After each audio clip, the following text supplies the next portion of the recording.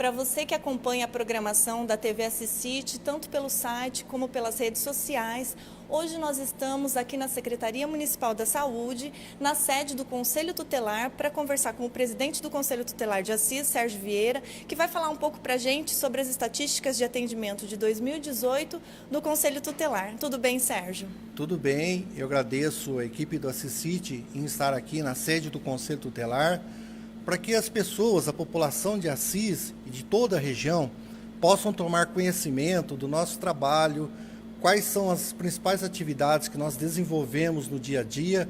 Eu acho que vai ser uma conversa extremamente gratificante. Sérgio, vamos pontuar aqui como foram os atendimentos de 2018, né? Dar um aparato geral assim de 2018 e para puxar também para 2019. Como que foi feito o trabalho de vocês? Bom, os atendimentos nossos, só para que a população tenha conhecimento, cada pessoa que vem ao Conselho Tutelar, nós temos uma ficha de estatística onde, após o atendimento, o conselheiro tutelar tem que preencher essa ficha, onde ele anota as principais atuações dele no caso, e essa ficha vai sendo guardada, e a cada final de mês são recolhidas e, posteriormente, é fechada a estatística do mês, e a cada mês isso é feito até dezembro, e no final do ano nós somamos todos os nossos atendimentos, no sentido de que possamos ter uma radiografia geral de como foi a atuação do Conselho naquele ano. Especificamente em 2018, nós tivemos 870 atendimentos, foram feitas aproximadamente 520 visitas e atendidos os mais diferentes casos. Isso demonstra que a cada ano tem aumentado consideravelmente o número de pessoas envolvendo crianças e adolescentes atendidas pelo Conselho Tutelar. A estatística de 2018 mostra uma situação bastante clara. As ocorrências mais comuns são questões escolares, principalmente evasão, frequência irregular tanto em escolas municipais quanto estaduais, falta de vagas em creches, em escolas estaduais. Isso, muitas vezes, os pais têm procurado o Conselho Tutelar no sentido de que nós hajamos para que tentem resolver esse problema. Só que as escolas, por lei, de acordo com o Estatuto da Criança e Adolescente, a cada 2 meses, elas enviam documentos ao Conselho Tutelar relatando alunos que têm problemas de faltas. Quando isso acontece, o Conselho Tutelar aciona os pais, os chamam até a nossa sede, onde é explicado para eles a necessidade de eles regularizarem a frequência escolar do filho e, caso isso não aconteça, possa até mesmo haver uma representação ao Ministério Público, na vara da infância e do adolescente, ao promotor de justiça que atua nessa área. Chegando ao promotor de justiça, ele toma todas as medidas necessárias no sentido de que, caso a regularização escolar não seja feita através do Conselho Tutelar, isso é feito através do Ministério Público.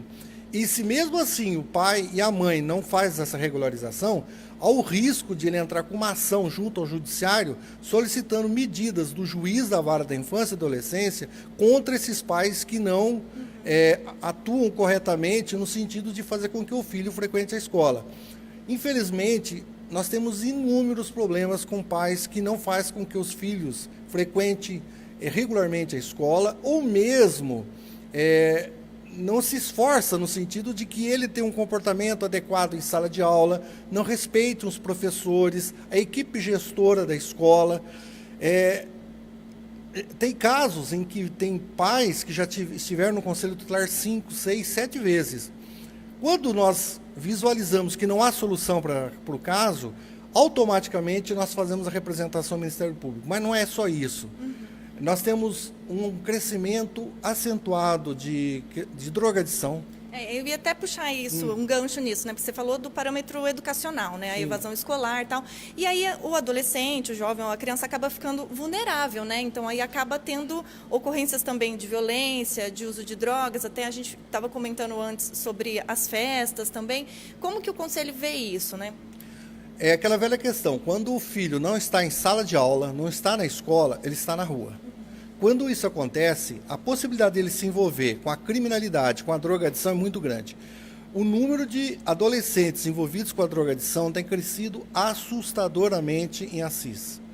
Tanto é, de acordo com técnicos da Fundação Casa que já estiveram no município, Assis hoje é a cidade que proporcionalmente tem o maior número de jovens internados na Fundação Casa, tanto em Marília quanto em Lins ou mesmo em outras cidades. Então, é uma situação extremamente séria que mostra a necessidade dos pais estarem acompanhando para e passo o dia a dia e a vida dos seus filhos. Porque a partir do momento que o pai não faz esse acompanhamento, a possibilidade desse filho se envolver com coisas erradas é muito grande. O pai tem essa necessidade. E aí a gente entra num outro problema que nós nos deparamos aqui constantemente. É a questão da desestruturação familiar. A maioria dos casos, se eu não falar que é 100%, mostra que as famílias estão totalmente desestruturadas. Muitas vezes são pais que são separados, é menino ou menina que moram com avós. A falta de colocar limites, mostrar à criança e ao adolescente a necessidade de respeitar regras. E os pais, via de regra, não fazem isso, porque essa família está desestruturada, tanto economicamente, quanto nas mais diferentes situações. E quando isso acontece, é bem simbólico que essa criança adolescente vai ter problemas, vai apresentar problemas, tanto na vida em sociedade como na escola.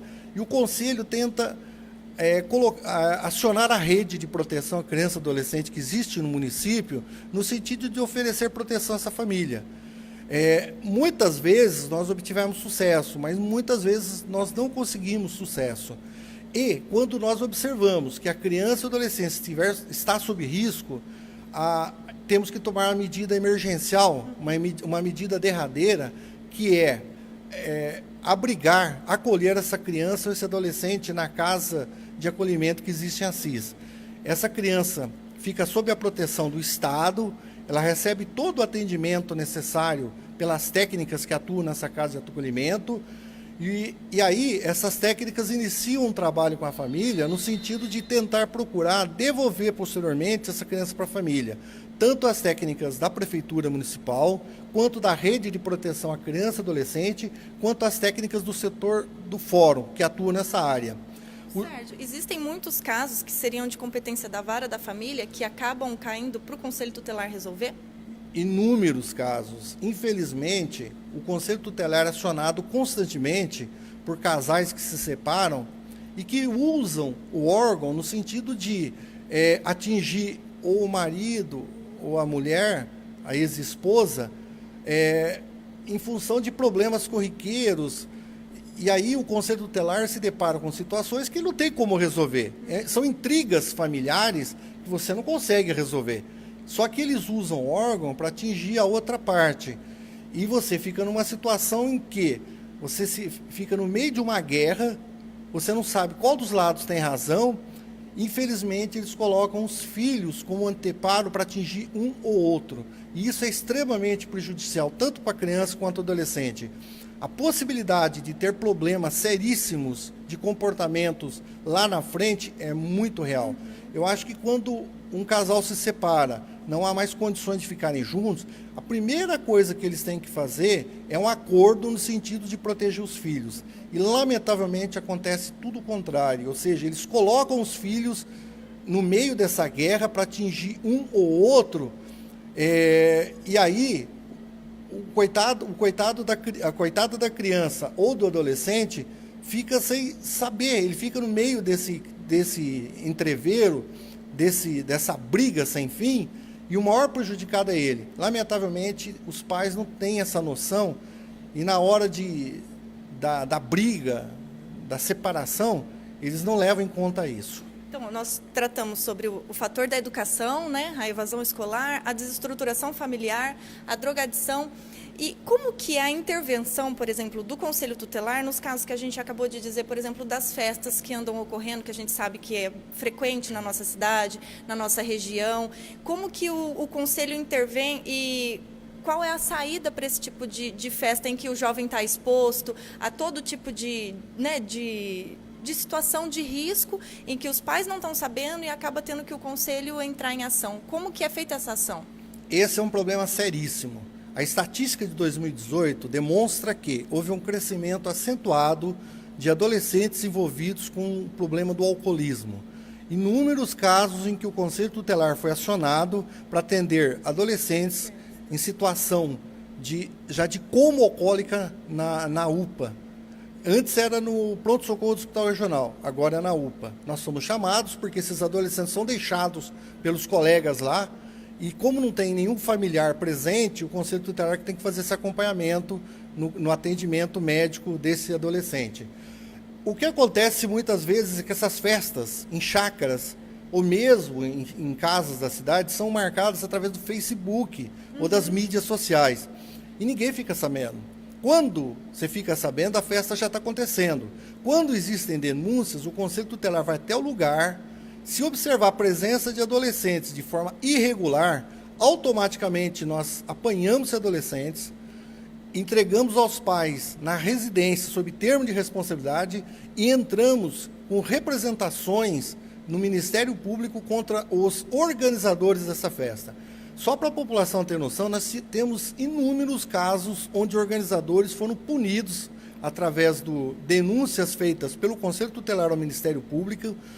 O Ministério Público denuncia ao Judiciário e vários deles já levaram multas, foram punidos pelo juiz em função desses eventos realizados sem que houvesse um alvará autorizando, houvesse as medidas protetivas ao adolescente, no sentido de que ele não consuma bebida alcoólica. E aí, nós fazemos um apelo àqueles que atuam nessa área, porque, no meu caso, eu já atendi inúmeros adolescentes em situação de coma alcoólico na UPA. É uma situação extremamente grave, séria e triste. No meu caso particular, eu já vi 2 adolescentes que tiveram parada cardiorrespiratória na UPA com real perigo de morte. Então, essas pessoas que realizam esses eventos deveriam levar isso em consideração.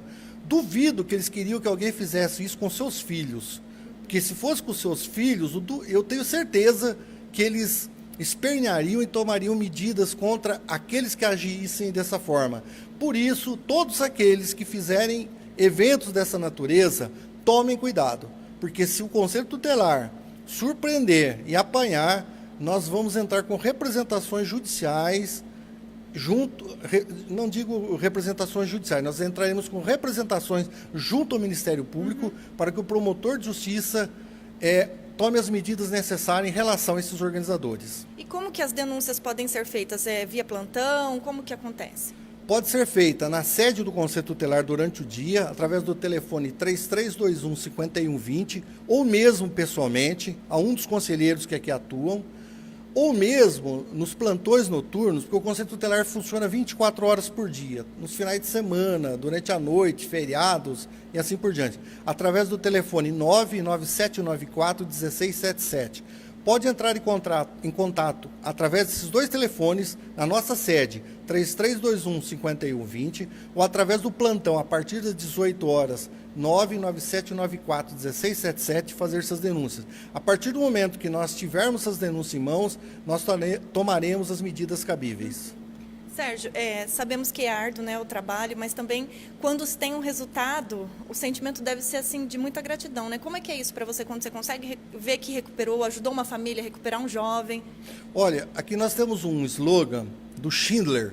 O Schindler é aquele personagem, quem já assistiu o filme A Lista de Schindler, que era um empresário na área metalúrgica alemã, que salvou dezenas e dezenas de judeus dos campos de concentração. E o Schindler disse uma frase que eu levo isso em consideração na minha vida: quem salva uma vida, salva o mundo. E aqui, isso nós temos como lema no Conselho Tutelar.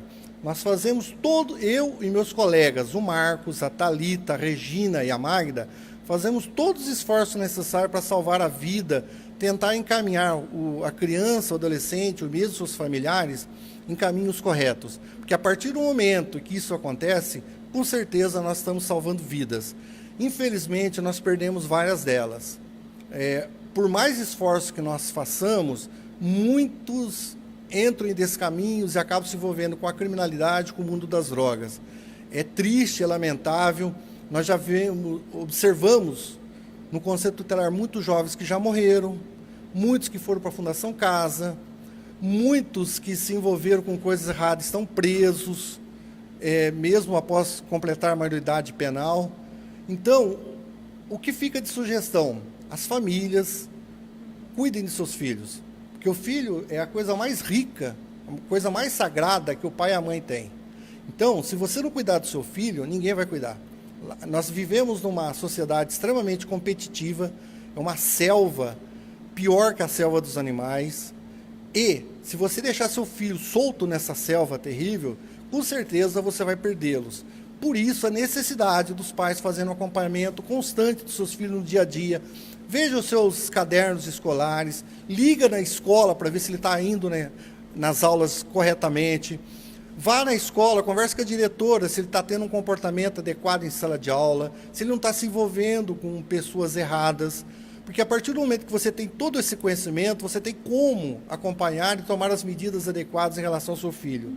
Se você não fizer isso, o passo para que seu filho se perca, se envolva com coisas erradas, vai ser muito grande.